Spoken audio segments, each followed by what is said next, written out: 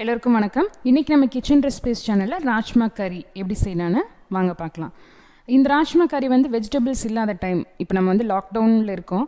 So இந்த மாதிரி time வந்து ராஜ்மா கறி நல்லாயிருக்கும். நீங்கள் வீட்டில் ட்ரை பண்ணி பாருங்கள். ஸோ இது வந்து பார்த்திங்கன்னா இட்லி, தோசை, பூரி, சப்பாத்தி, ஈவன் ரைஸ் கூட நல்லாயிருக்கும்.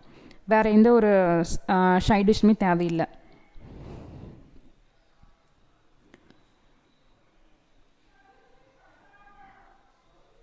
இப்போ நான் வந்து 150 கிராம் ராஜ்மா எடுத்திருக்கேன். இதை நான் வந்து ஓவர் நைட்டில் 8 மணி நேரம் நல்லா தண்ணியில் வச்சு ஊற வச்சுருக்கேங்க. இப்போ இதை வந்து நான் குக்கரில் சேர்த்திக்க போகிறேன்.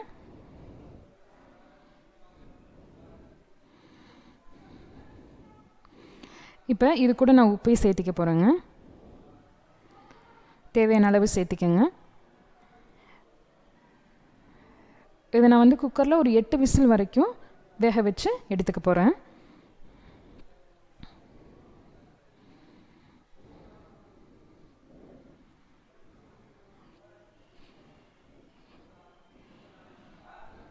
இப்போ அடுத்தது தேவையான பொருள் பார்த்திங்கன்னா 3 தக்காளி, 2 வெங்காயம் எடுத்துருக்கேங்க.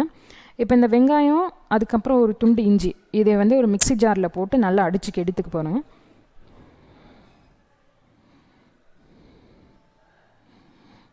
அதான் பேஸ்ட் ரெடி ஆயிடுச்சுங்க. இப்படி தான் இருக்கும்.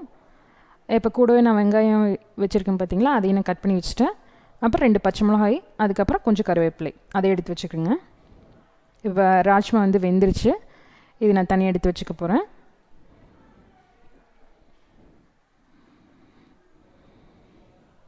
இப்போ கடாய் சூடுபடுத்திட்டு 2 டேபிள் ஸ்பூன் கடலெண்ணெய் இது கூட சேர்த்திக்க போகிறேங்க.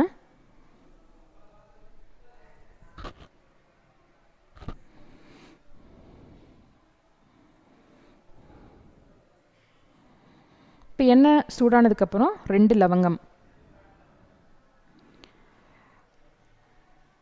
ஒரு அரை டேபிள் ஸ்பூன் சீரகம், கூடவே ஒரு சின்ன துண்டு பட்டை, எல்லாத்தையும் போட்டு லைட்டாக பொன்னிறமாகிற வரைக்கும் வறுத்துக்கலாங்க. இது ரொம்ப சிம்பிளான ரெசிபி, நல்லாயிருக்கும். இப்போ எல்லாம் நல்லா பொன்னிறமாக வந்துருச்சுங்க. அடுத்ததாக வந்து கருவேப்பிலை, 2 பச்சை மிளகாய், அப்புறம் வெங்காயம், எல்லாத்தையும் சேர்த்து நல்லா வறுத்து எடுத்துக்கலாங்க. இப்போ இது வெங்காயம் வேகிறதுக்கு லைட்டாக நான் உப்பு சேர்த்திக்க போகிறேன்.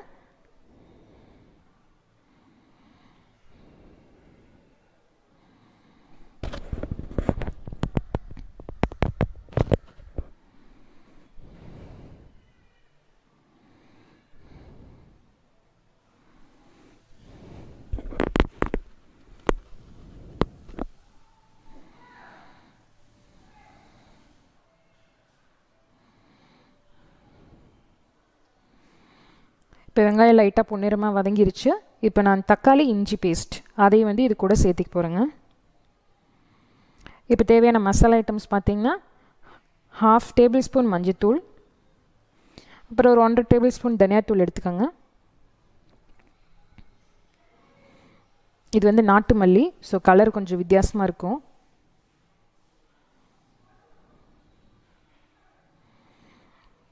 இப்போ உங்களுக்கு தேவைப்பட்டால் கரம் மசாலா ஆட் பண்ணிக்கலாம், இல்லைன்னா விட்டுடலாம்.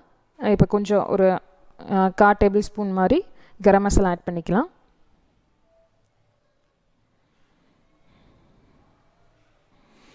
ஆல்ரெடி நம்ம 2 பச்சை மிளகா போட்டிருக்கோம். ஸோ நான் கொஞ்சம் காரமாக வேணும் அப்படிங்கிறதுனால ஒரு 1/2 டேபிள் ஸ்பூன் வந்து மிளகாய் தூளை சேர்த்திக்க போகிறேன். அவ்வளோதான் மசாலா ஐட்டம்ஸ். தக்காளி இப்போ இதை வந்து நல்லா வதங்கி விடணுங்க. நல்லா எல்லாத்தையும் சேர்த்து நல்லா கலந்து வதக்கி விட்டுக்கோங்க.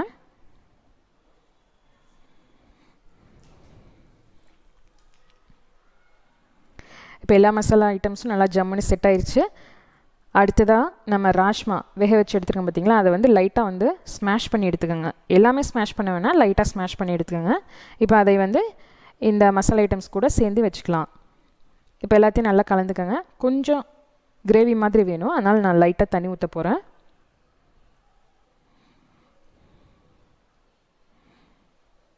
அவ்வளோதாங்க, ராஜ்மா கறி ரெடி. இதை வந்து எல்லாத்துக்குமே நம்ம சைட் டிஷ்ஷாக யூஸ் பண்ணிக்கலாம். So all in one dish அப்படின்னு சொல்லலாம். நீங்களும் வீட்டில் ட்ரை பண்ணி பாருங்கள். எப்படி இருக்குன்னு எனக்கு கமெண்ட்ஸில் சொல்லுங்கள். எங்கள் சேனலை சப்ஸ்கிரைப் பண்ணுங்கள். பக்கத்தில் இருக்கிற பெல் பட்டனையும் மறக்காமல் கிளிக் பண்ணுங்கள். தேங்க்யூ. அடுத்த ஒரு ரெசிபியில் மீட் பண்ணலாம்.